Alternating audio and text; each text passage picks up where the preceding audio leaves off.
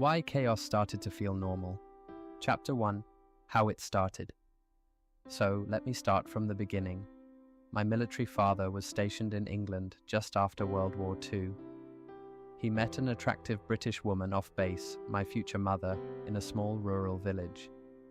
She lived with her mother and two slightly older brothers in a typical two-story cottage with an outhouse in back. Northern UK winters can be brutal, and heat was provided by a small stove fed with coal or peat moss. They met at a pub, of course, being that there were no cell phones or internet back in the day. Young post-war British women were desperate to escape from village life, lest they become lifelong spinsters such as my two aunts who lived next door. The oafish farm boys who lived down the lane were quickly dismissed as hopeful suitors, unless one wanted to marry into the hardscrabble and unpredictable life of English farming. Due to the close proximity of a massive US airbase, there was no shortage of American lads seeking the fair and innocent young women of the nearby village. The pub was hard-pressed to keep up with it all, but the influx of American dollars during and after the war affected the entire village's economy in one way or the other, for the better.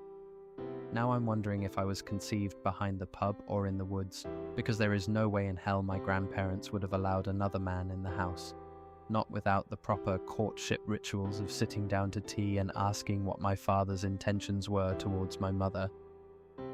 Whatever the case, Mum got pregnant and a shotgun wedding ensued in unseemly haste. It was probably done in the office of an official with the equivalent title of Justice of the Peace.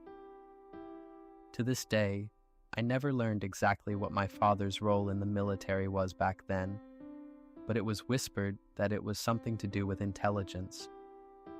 In reality, he probably peeled potatoes because he was only 17 and a high school dropout when he joined. Dad was transferred back to the States with my mother in tow. I was born in a military hospital shortly after touchdown as her water had broken during the Transatlantic Flight.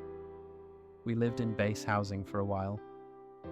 Then Dad was transferred back to the base in England where my brother was born nearly 2 years after me. When Dad left to be stationed yet again in the States, he left my mother behind.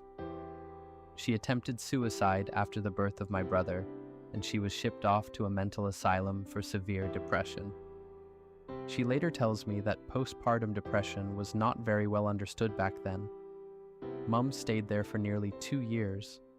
Thus, I was raised by grandparents and aunties. In the day, British children started school at age 4, while the American kids didn't start until age 6. By age 2, I was already reading children's books aloud.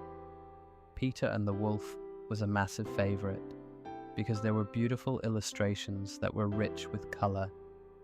I was hooked. I would read everything that I could. I had piles of books.